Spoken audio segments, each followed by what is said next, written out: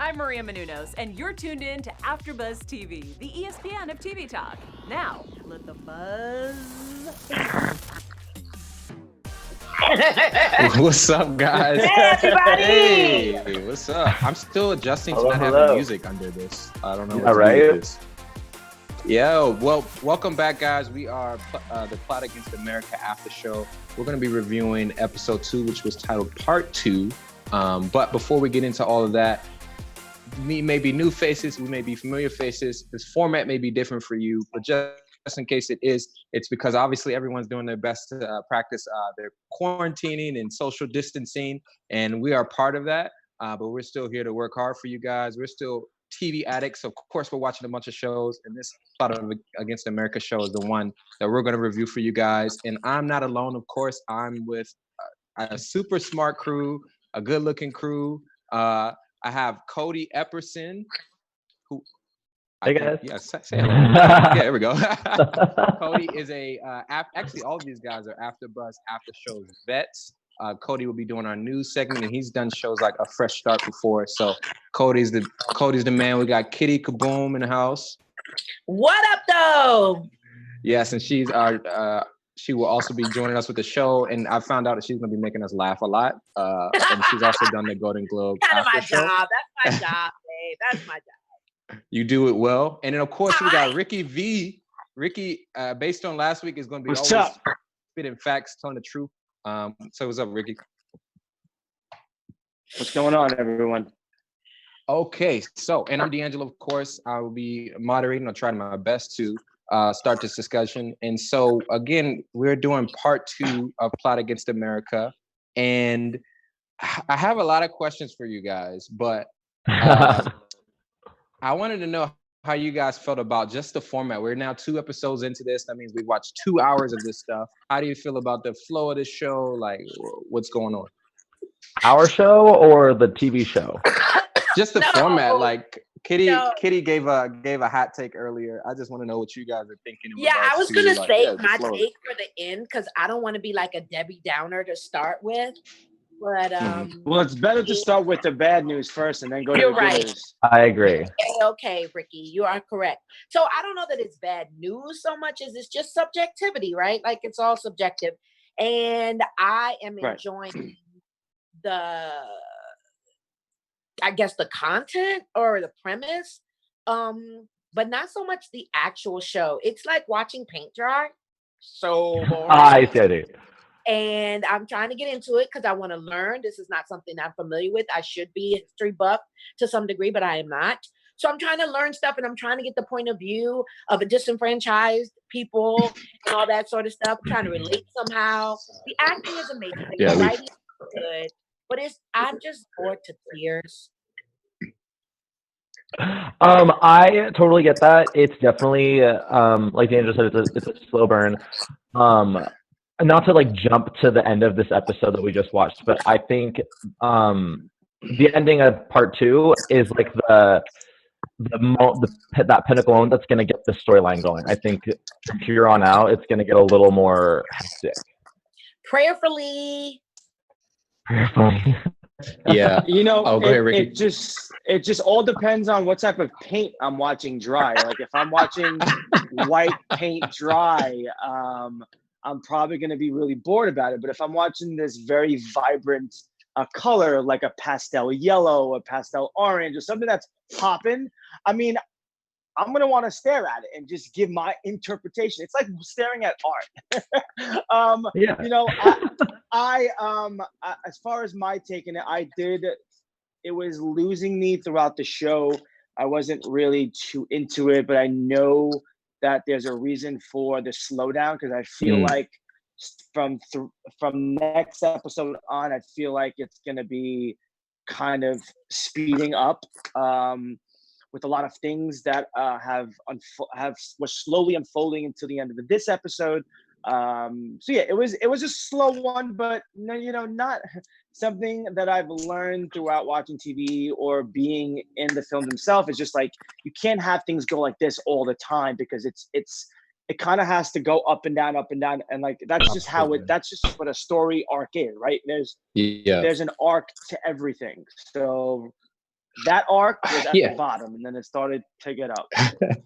Yeah, I'm okay. So I had a very different reaction because by the end of this episode, I was like, "Oh, I love this," but I like character development. I like stuff like this. But I also think that they're gonna.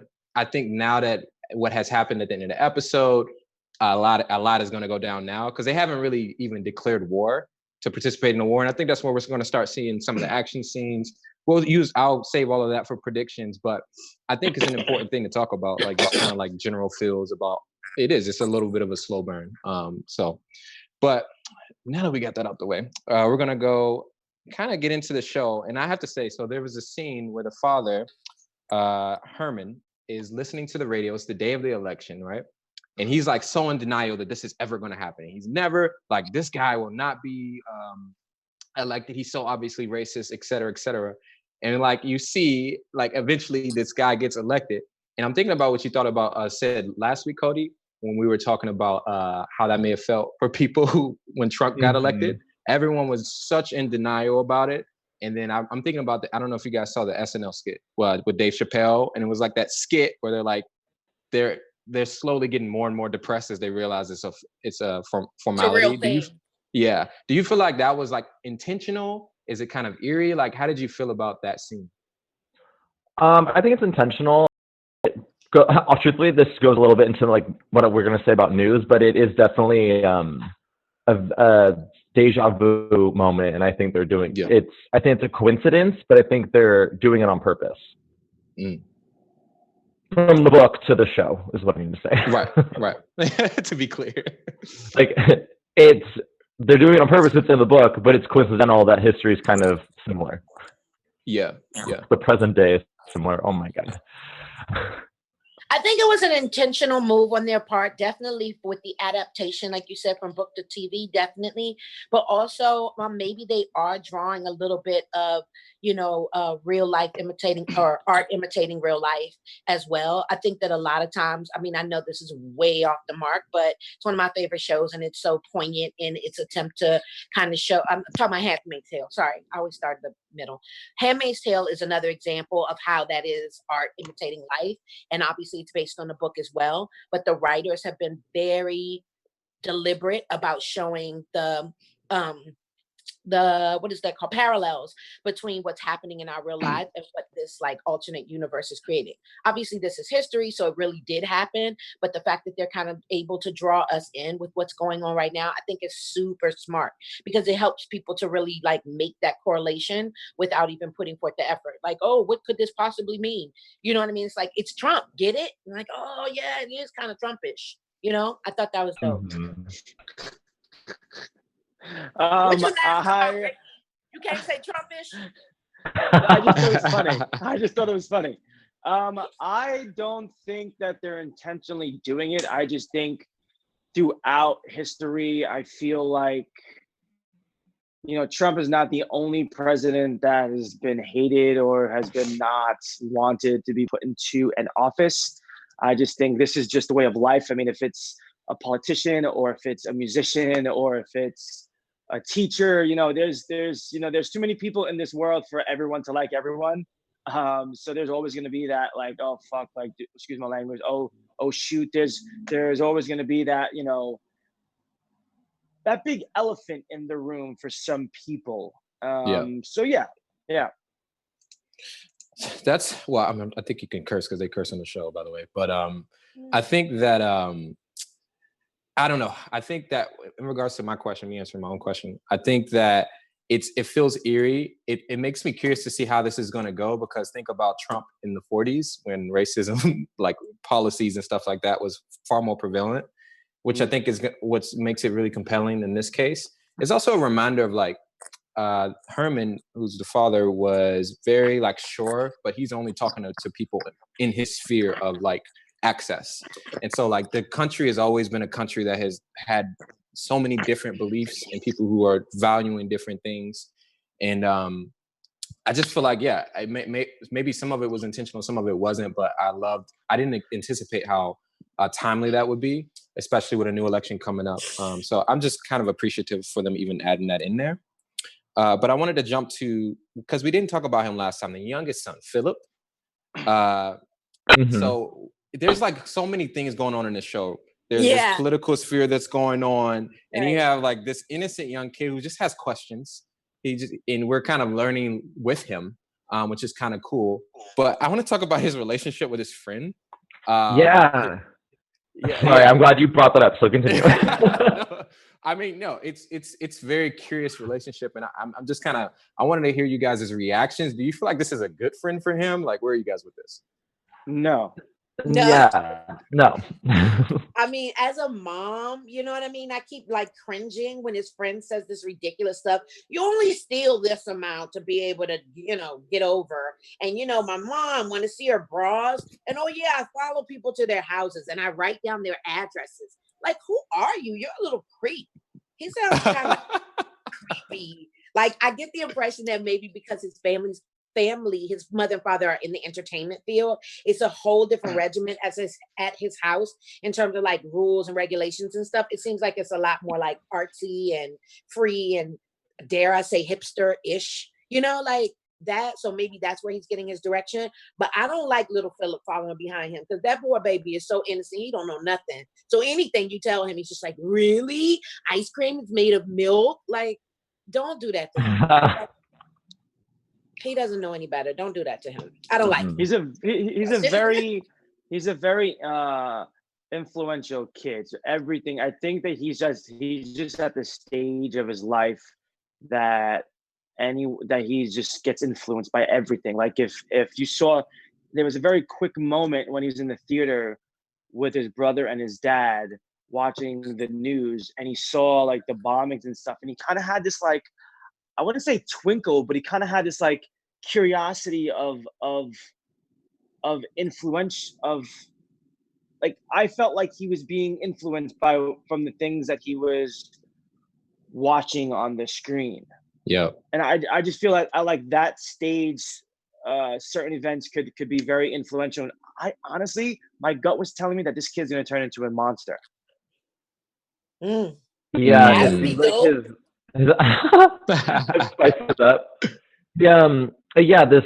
the boy, I don't remember the friend's name. The friend, yeah, I don't have the friend's name written down either. I'll have that for us next time. We'll call him Weirdo. He's a bad weirdo. We'll call him Creepy Boy. He's just a bad influence. I mean, obviously he's like showing, oh, you don't take this much money. We're gonna, exactly everything you all just said. It's just, he's just a bad influence, and we see that he's now neglecting his little friend who likes to play chess, go and ride the bus to strangers' houses. So, and I think it's kind of like what we're saying, like how this episode is like now the turning point. It's like from going forward. Like I think they've been planting these seeds, and I think Philip's journey is kind of just about to take off, and we're gonna be like, he's gonna get himself into all sorts of trouble. Excuse the dog in the background. Yeah, I think I'm with you guys. I think that's my hope for this show. I think they're laying breadcrumbs for all the bombs that's gonna pop off. For Kitty, for your sake, I hope that's gonna happen. Me too. Do something.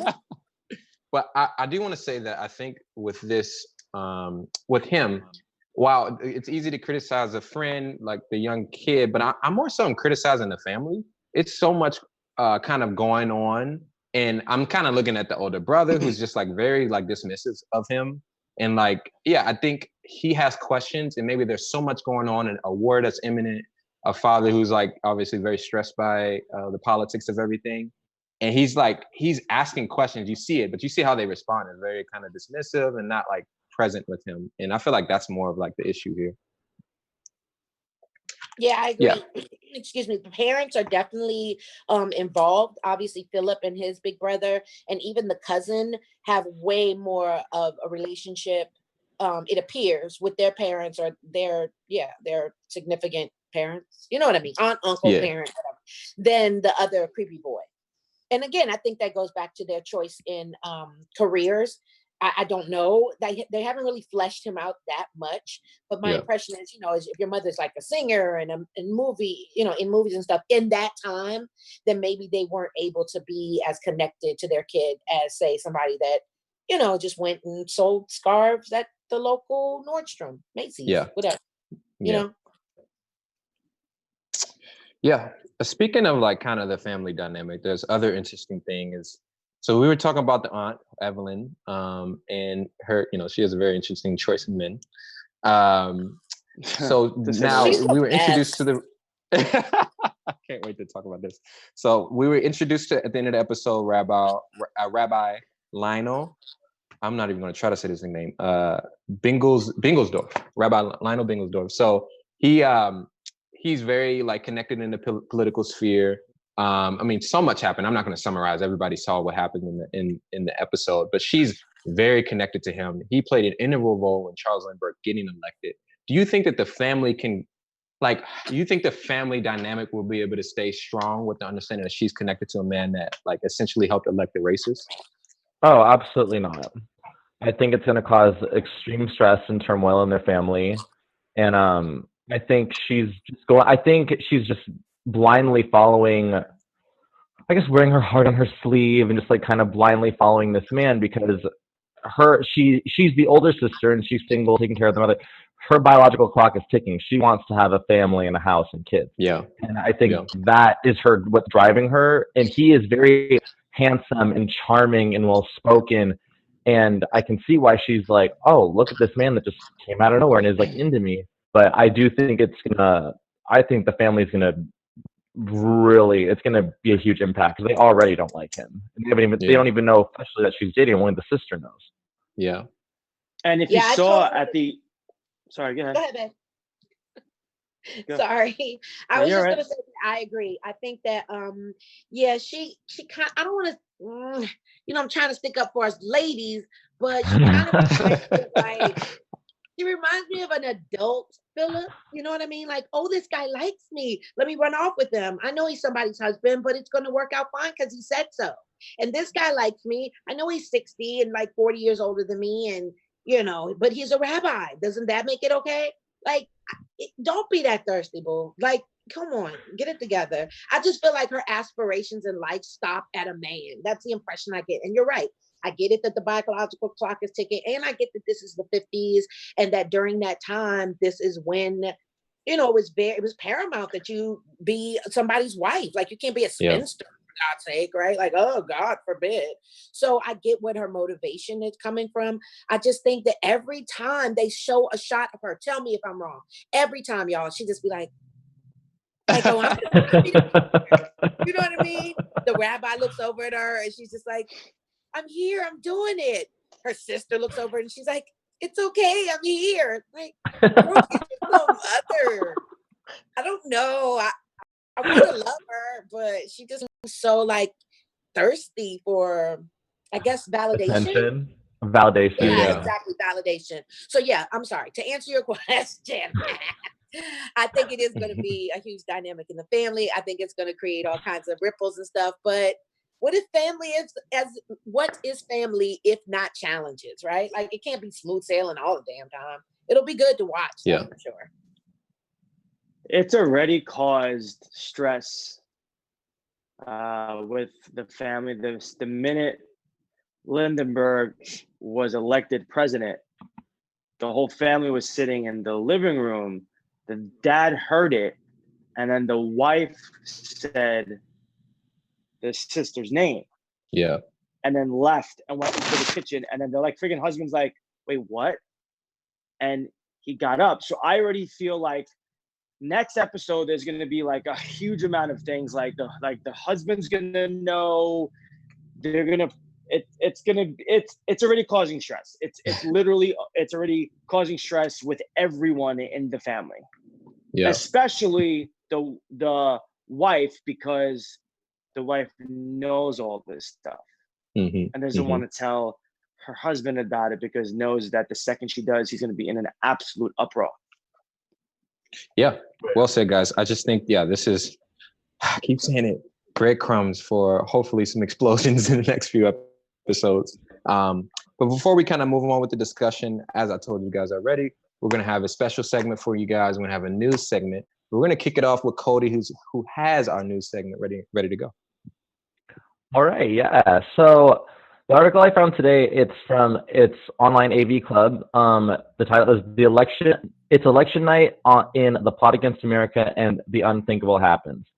And the part that I'm going to read you guys is from the mag. They're saying, "I have no idea whether David Simon and Ed Burns were inspired to bring Philip Roth's The Plot Against America to television due to the uncanny similarities between the 1940s presidential race in the book and what happened in the real world in 2016.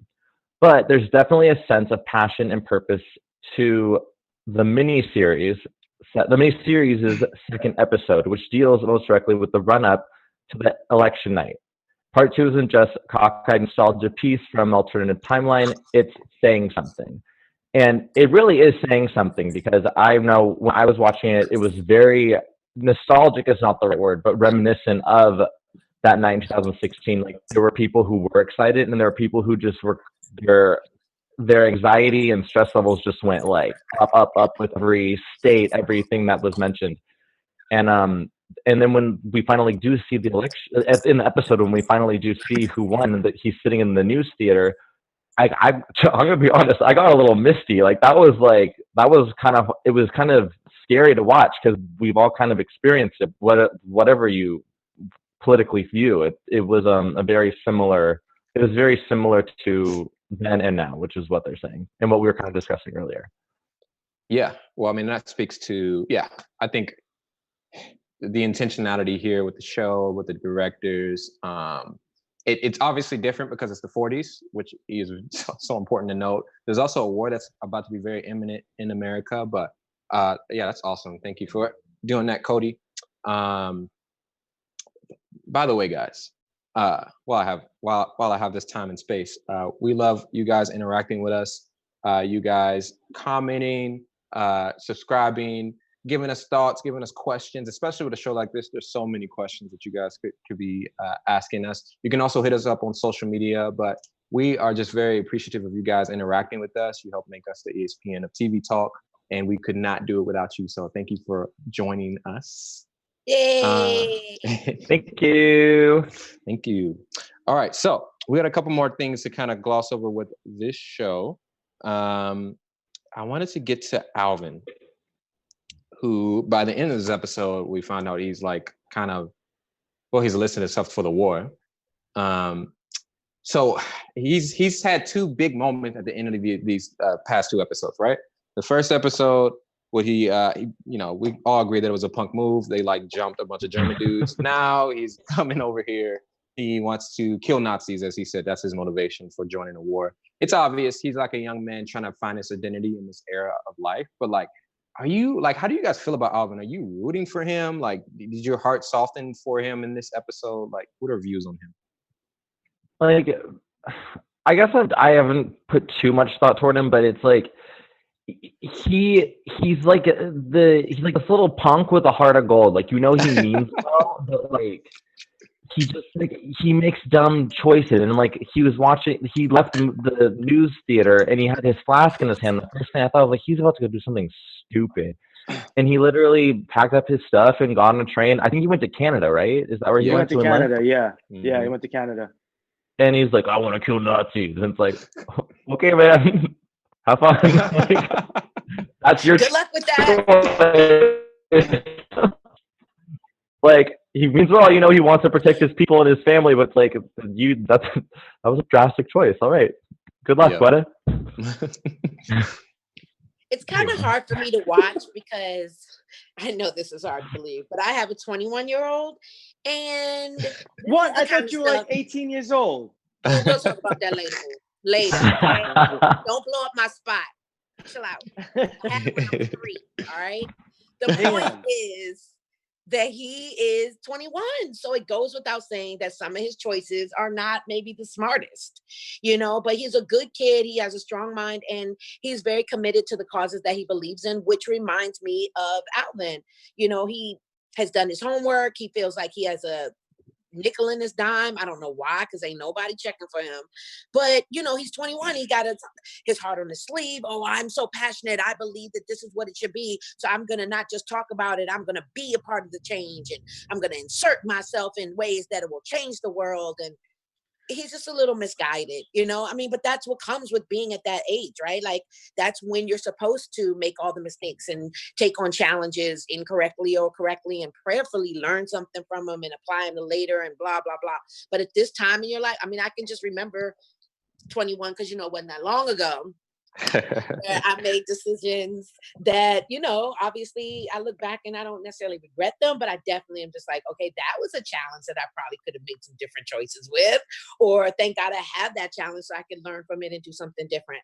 He's young and he's headstrong, and, you know, he thinks he knows every freaking thing. So I can see big things happening for him. I honestly am looking forward to seeing how this plays out with him, though, because we already know it's going to be a train wreck before it's like smooth sailing, you know? I personally think I'm hoping he doesn't die. Some crazy, immature, what's the other word I'm looking for? He's thinking off of his emotions instead of actually thinking things through. Yeah. And I feel like it's very impulsive. That was the word. That's a perfect very word. impulsive with everything. And I feel like, yes, I get it. You know, you don't like what the Nazis are doing to the Jews. I understand that part.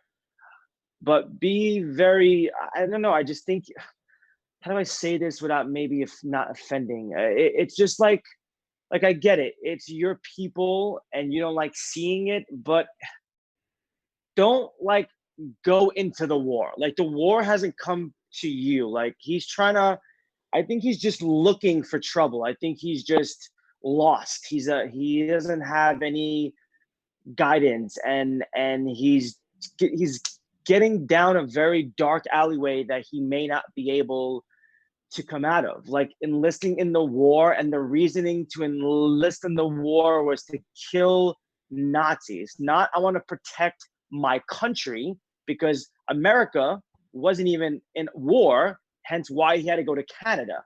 So he went to Canada to enlist in the war to fight against the Nazis. So he's like that kid that's always trying to look for trouble. And as a kid who grew up in the city, like, I avoided trouble.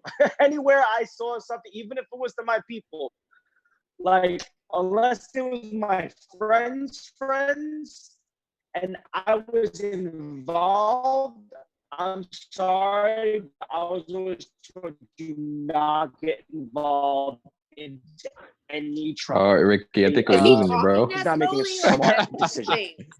I'm like, what is happening right now? So, I mean, Ricky, you had a bit sorry of a about the viewers, but issue there. Yeah, sorry about that, viewers. You know, we're all working on the internet, so sometimes things get a little fuzzy. And we did not remix his voice, I promise. But I think I like where you were getting at, Ricky. Yeah. You know what? I have a softer Great. spot when it comes to. Go ahead, Cody. You had something before I go ahead. I was just agreeing with both of you. Yeah. I was agreeing with you for agreeing with Ricky. I have a soft spot for him, because I don't feel like he's looking for trouble. He's looking for purpose, but he's just doing it the wrong way. Do you feel like there's any responsibility on the father here? Like, do you think he's handled anything incorrectly? Like, is this his fault? It's not his fault. It can't be his fault, because this is a grown man that has to make his own decisions for himself. But I totally agree with Ricky that he's very impulsive.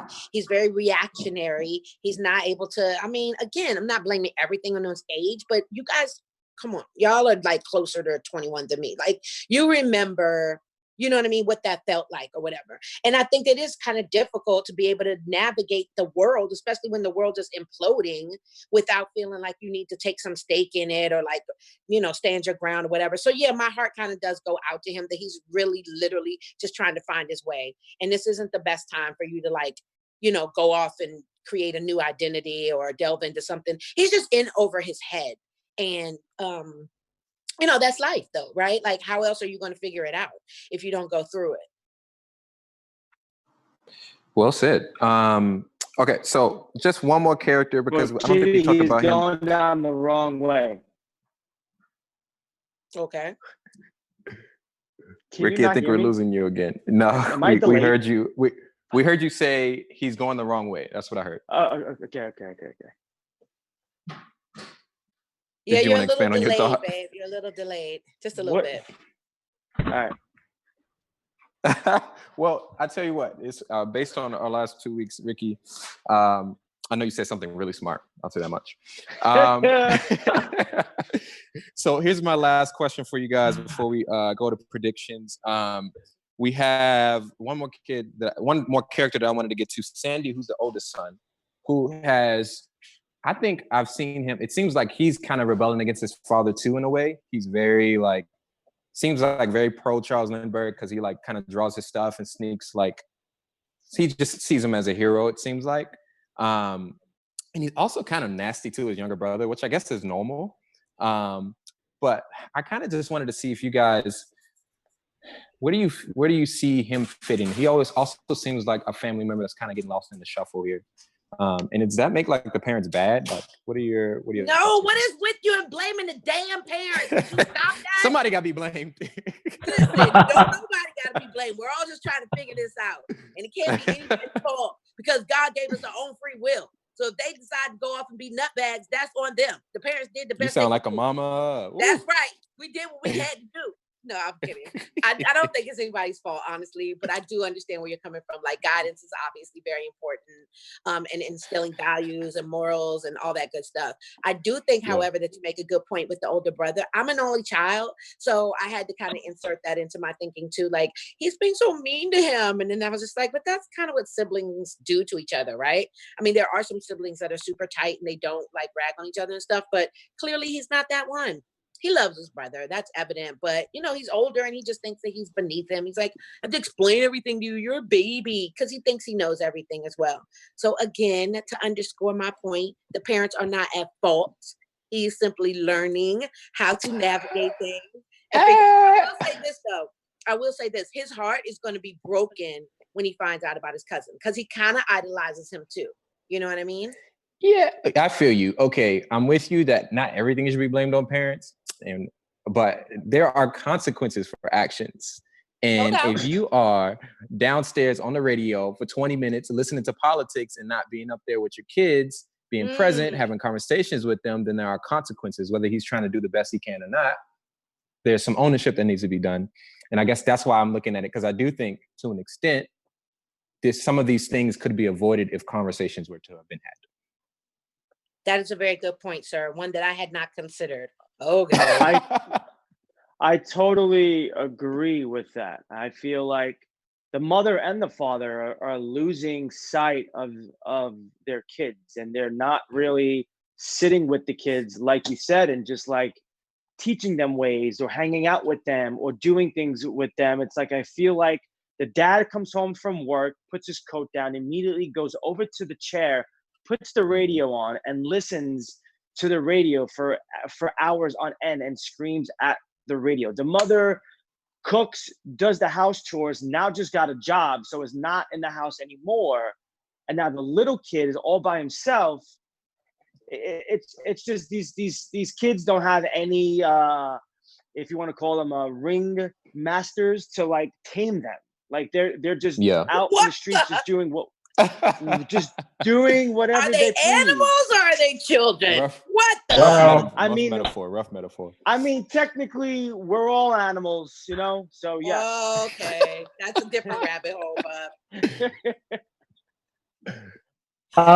I think one, being an older brother, me and my older brother, I used to not be very nice to him, and now he's my best friend. But when we were kids, we could be in the same room. And I totally do think that has something to do, at least with the show, it definitely has a lot to do with the father and how he is. I think he loves his kids, but I think he's more invested in what's happening around the world and not really communicating it properly to the kids. I think he's so passionate that he just is he says what he says and think how kids would receive that. And then, and I thought it was actually an interesting correlation with the mom now going to work at the store and her son now not having anybody at the house. It's very similar to his friend who lives with his actress mom, industry mother and father. And now he's at home alone and taking change out of the box and sneaking off on the bus. But I think, but for the older brother, I guess I got a little lost in my own explanation of things. The older brother, I think he's got a lot going on, and it does come from a lack of stability at home. I think he's got his own thing going on. He's clearly a talented artist, but I think he wants more guidance from his father, and his father's giving him the wrong kind of guidance. That's good. Or none at all. Well said. Yeah. Well, he's not. I don't think he is giving him guidance. It's just not intentional. Yeah, that's a good point. And that's what Or- oftentimes happens. You just forget how much children, or at least your own children, absorb from you. Like they literally soak everything up. So you think that they're not paying attention. You think that they don't hear like the inflection in your voice or the cracking when you're upset about something or whatever you try to hide from your kids is forget about it. So my point is that, yeah, I think he's just soaking it all up, and neither one of his parents are cognizant of the effects that they're having because they're doing it unintentionally. Well, they have to do things intentionally because it's like the beginning. I think it's like the first, and don't quote me on this, I believe it's like the first 10 years of a kid's life is the most influential point of their whole life. So like 7. whatever. Okay. So like the first 7 years of a kid's life is very influential. So all these things that happen will dictate their future. So it's these parents need to be present, and they need to just be present. Yeah. They're like Well said. sponges Well with said. everything. Oh, go ahead. That's it. Yes, they're sponges with everything. Yeah. So I told you guys, we have a very smart crew. You guys didn't think we were going to get into parental conversation, did you? But that's what this show kind of does. This show kind of brings out those kind of themes and points. Now, real quick, just because we have to sign up very quickly, you guys give your very quick predictions for what you think will happen with the next episode, and we'll be heading out of here. One that really is sticking out with me is in the kind of the preview for the next episode. We see that like Lyndon, the president, he like sets up these like, I want to say like Boy Scout camps for like the youth of America, and I think they're actually going to be little Nazi camps, and they're going to be brainwashing the kids. And the older brother's going to go and realize, I don't want to be a Nazi. Yeah. That's my prediction. What are you thinking, Ricky? I'm thinking that the little boy is gonna get into very, very bad ways, and I think next episode the kid's gonna do something stupid to where he's gonna get into trouble, and it's gonna get him and the parents into quite the bind. I'm thinking that the cousin is gonna go over there and get his head blown off. What are you thinking, you Jewish kid? Bring your ass home. What are you doing? I think Come and have some matzo ball soup. Some matzo balls over here. What the hell are you doing? I don't think he's gonna survive. Honestly, I don't think he's gonna come home. I think he's gonna be out there talking about, fuck y'all of you Jews. I mean, I said Jews. Nazis, I'm here to kill all of you Nazis. Bring it on. And then he's going to all of his little cousins are going to hear about him later. I'm not sure what just happened, but that was a great prediction. Maybe the best prediction I've ever heard. Only if it happens. Only if it happens. My simple prediction is that Kitty will be very happy because there's going to be way more action in episode 3. Okay? That's my prediction. And now it's time to sign out. I know you guys have really enjoyed us. We'll be back next week at the same time, 3 p.m. on Tuesday. I know you guys noticed that there was a new time. We were just trying to adjust to everyone's schedule. So with that being said, we're going to sign out. First of all, Cody, can you let them know where they can find you on social media? Absolutely. I'm Cody Epperson. You can find me on Instagram at Cody Epp, CODYYEPP. Nice. Kitty. Yeah. Please find me on IG at Kitty Kaboom, KITTIEKABOOM. And on Twitter, I'm Kitty Meow. And I'm Ricky Vitucci, and you can find me on all social media platforms at Ricky Vitucci. So just so you know, for next episode, it's Vitucci, not V. Okay, nice. All right. Let me know. Keep me in the lane. I like that. All right. I got you. All right, and I'm D'Angelo Friday. You guys can of course hit me up on Instagram or Twitter at D'Angelo. You see the name spelling DEANJILO. I really enjoyed talking to you guys. I look forward to seeing you guys next week. We're gonna see you next week though. Deuces. Bye everybody. Bye. Thank you.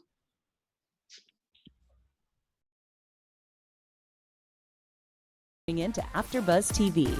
Remember, we're not just the first, we're the biggest in the world, and we're the only destination for all your favorite TV shows. Whatever you crave, we've got it. So go to AfterBuzzTV.com and check out our lineup. Buzz you later. The views expressed herein are those of the hosts only and do not necessarily reflect the views of AfterBuzz TV or its owners or principals.